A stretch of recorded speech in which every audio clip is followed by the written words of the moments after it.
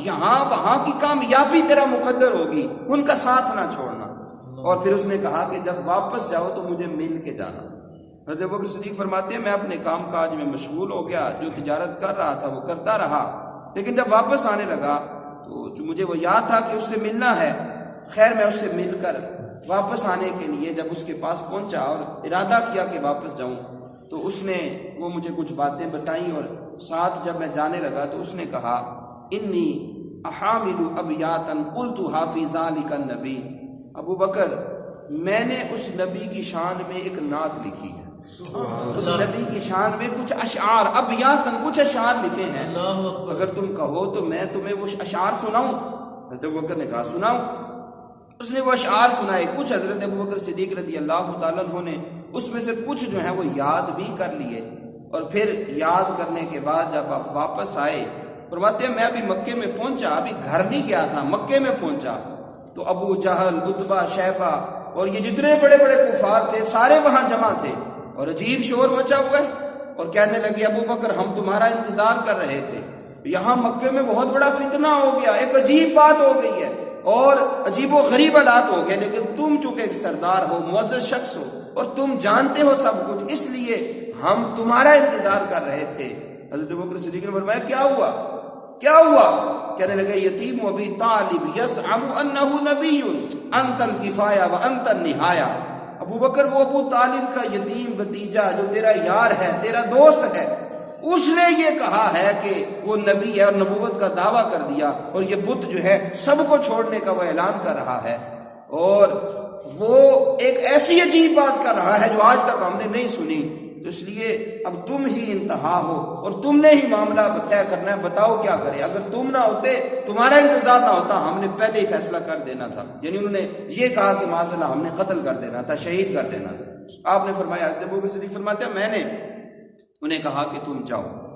اور جیسے تیسے کر کے کہ میں سنبھال لیتا ہوں، تم چلے جاؤ۔ فرماتے ہیں میں اپنے گھر جانے کے بجائے سیدھا حضرت ابوبکر صدیق رضی اللہ تعالیٰ عنہ، فرماتے ہیں میں حضرت خدیجہ الکبریٰ رضی اللہ تعالیٰ عنہ کے دروازے پہ پہنچا، دستک دی، حضور تشریف لائے، ملاقات ہوئی، میں نے کہا یا محمد صلی اللہ علیہ وسلم، اے محمد صلی اللہ علیہ وسلم آپ نے کیا کہہ دیا؟ ایک عجیب بات ہو گئی،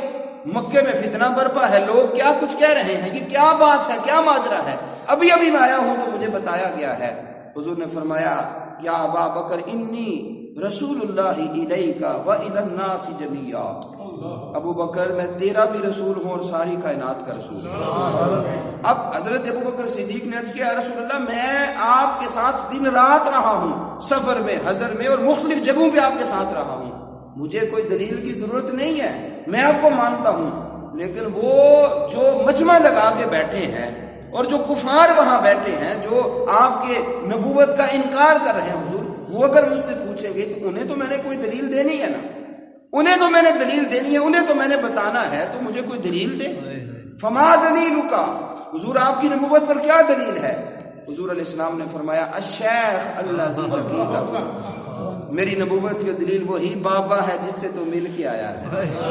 وہی بزرگ ہے جس سے تو مل کے آیا ہے۔ اب حضرت ابوبکر صدیق کہتے ہیں میں نے عرض کیا کم من مشایخ الذی لقیتہ اعطیت اشتریت بایعت، میں تو کتنے بابوں سے، کتنے بزرگوں سے مل کے آیا ہوں، کسی سے میں نے خریدا، کسی کو بیچا، کسی سے لیا، کسی سے گفتگو کی، آپ کس بابے کی بات کر رہے ہیں؟ تو حضور فرماتے ہیں الشیخ الذی افادک ابیاتا، ابو بکر میں اسی بابے کی بات کر رہا ہوں جس نے تجھے میری نعت سنائی ہے،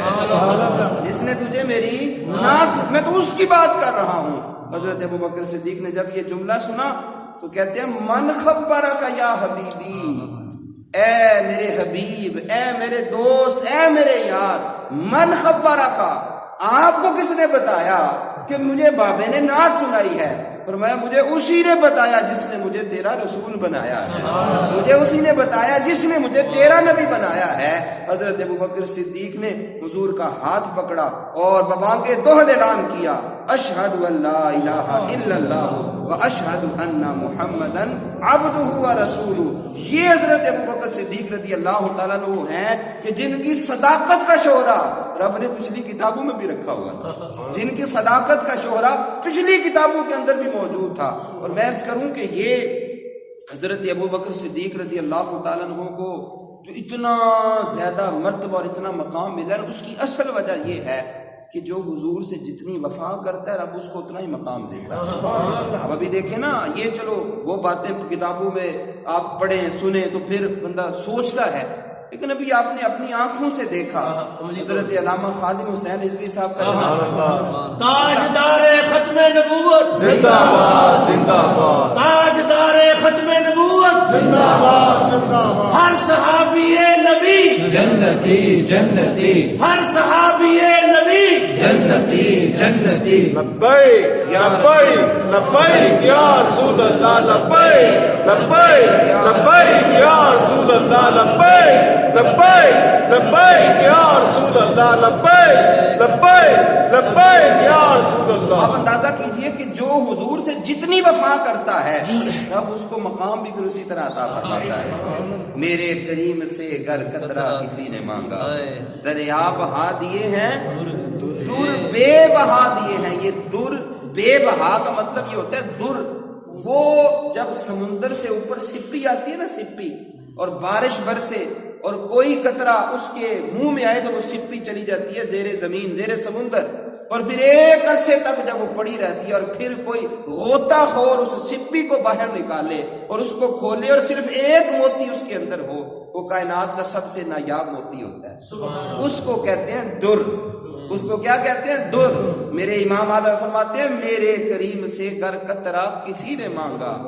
دریا بہا دیے ہیں در، وہ موتی جو ملتے نہیں، در بے بہا دیے۔ حضور سے جو جتنی، حضرت ابوبکر صدیق رضی اللہ عنہ نے آپ سے پوچھا کہ آپ کی خواہشات کیا ہیں؟ فرمایا 3 ہی خواہشات ہیں۔ ایک خواہش یہ ہے نظر میری ہو، چہرہ مصطفیٰ کا ہو دیکھتا رہو، بیٹی میری ہو نکاح مصطفیٰ فرما دے، مال میرا ہو خرچ مصطفیٰ کر دے۔ اسلام قبول کیا، 40,000 دینار محبوب کے قدموں میں رکھ دیے، حضور ابو بکر بھی آپ کا، مال بھی آپ کا۔ ادھر بیٹی، جب حضور عام الحزن کے وقت پریشان تھی، اپنی بیٹی پیش کی، حضور میں چاہتا ہوں میری بیٹی سے آپ نکاح فرما لیں، اور پھر یہ نظر میری ہو اور چہرہ مصطفیٰ کا ہو دیکھتا رہوں۔ تو غار ثور میں محبوب نے فرمایا ابو بکر آج وہ خواہش بھی پوری کر لے، 3 دن ہے 3 راتیں ہیں، چہرہ میرا ہے آنکھیں تیری ہیں، چہرہ میرا۔ اور پھر حضور علیہ السلام نے اسی کا بدلہ دیا جب مرض الموت میں حضرت ابو بکر صدیق رضی اللہ تعالیٰ عنہ حضور علیہ السلام کی جگہ امامت کروا رہے تھے، حضور بیمار رہے، 17 نمازیں حضرت ابو بکر صدیق رضی اللہ تعالیٰ عنہ نے حضور کی موجودگی میں حجرے میں موجود ہوتے وقت مصلی امامت پہ کھڑے ہو کے پڑھائی ہیں۔ ایک دن ایسا ہوا حضرت ابو بکر صدیق رضی اللہ تعالیٰ عنہ کچھ ظہر یا عصر کی نماز میں لیٹ ہو گئے، تاخیر ہو گئی۔ ظاہر امام کو بھی ہو سکتی ہے، وہ بھی انسان ہوتا ہے، بشری تقاضے سب کے ساتھ ہیں، تاخیر ہو گئی۔ حضرت ابو بکر صدیق رضی اللہ تعالیٰ عنہ ابھی پہنچے نہیں، کچھ وقت گزرا، صحابہ نے حضرت عمر فاروق کا ہاتھ پکڑا اور مصلی امامت پہ کھڑا کر دیا، آپ نماز پڑھائیں۔ حضرت عمر فاروق آئے، نماز شروع کی، اللہ اکبر کہا، حضور بیمار تھے اور اٹھا نہیں جاتا تھا۔ حجرے میں آواز آئی تو حضور نے محسوس کیا کہ آج آواز ذرا شدت والی ہے، اونچی آواز ہے۔ حضرت عمر فاروق جوان تھے، آواز بڑی سخت جو ہے وہ قوت والی آواز تھی۔ جب حجرے میں آواز گئی تو آپ نے محسوس کیا کہ مصلی پہ میرا ابو بکر نہیں ہے۔ حضرت عائشہ، حضرت فاطمہ الزہرا رضی اللہ تعالیٰ عنہما فرمانے لگے حضور مجھے اٹھاؤ اور کسی طرح مجھے اس حجرے کے دروازے تک لے جاؤ۔ اٹھایا، حجرے کے دروازے تک لے کر آئے، حضور نے پردہ ہٹایا، صحابہ کی نگاہیں ادھر چلی گئی، نماز جو بھول گئے، نماز رب کی بارگاہ میں کھڑے تھے، سارے صحابہ حضرت عمر سمیت سب کا رخ ادھر مصطفیٰ کی طرف، سب نے مصطفیٰ کی طرف رخ کر لیا۔ حضرت علیہ السلام نے جب دیکھا فرمایا لا لا لا عمر نہیں نہیں نہیں، ما ينبغي لقوم فيهم ابو بکر ان يؤمهم غيره، جس قوم میں ابو بکر ہو وہاں کسی کی جرت ہی نہیں ہے کہ ابو بکر سے پہلے مصلی پہ کھڑا ہو۔ میں عمر پیچھے ہو جاؤ، میری جگہ پہ کھڑا ہو سکتا ہے تو ابو بکر ہی کھڑا ہو سکتا ہے۔ تو جو جتنی وفا کرتا ہے پھر مقام بھی اتنا ہی ملتا ہے، اور یہی وفا اور یہی ادا رب کو اتنی پسند آئی کہ غار ثور میں 3 دن 3 راتیں تو دی کہ ابو بکر رج رج کے دیکھو، جتنی مرضی چاہت ہے وہ پوری کر لو۔ اللہ کو یہ ادا اتنی پسند آئی ہے کہ قیامت تک ابو بکر میرے مصطفیٰ کے سینے کے ساتھ ہی لیٹے ہوئے ہیں، اور حضور علیہ السلام کا جہاں سینہ مبارک ہے وہاں ابو بکر کا سر ہے، اور یہ قیامت تک کی سنگت ہے۔ اور پھر حضرت علی خود بیان کرتے ہیں، فرماتے ہیں میں نے کتنی مرتبہ مصطفیٰ سے سنا کہ میں ابو بکر اور عمر، میں ابو بکر اور عمر، ہم پہلے آئے، ہم یوں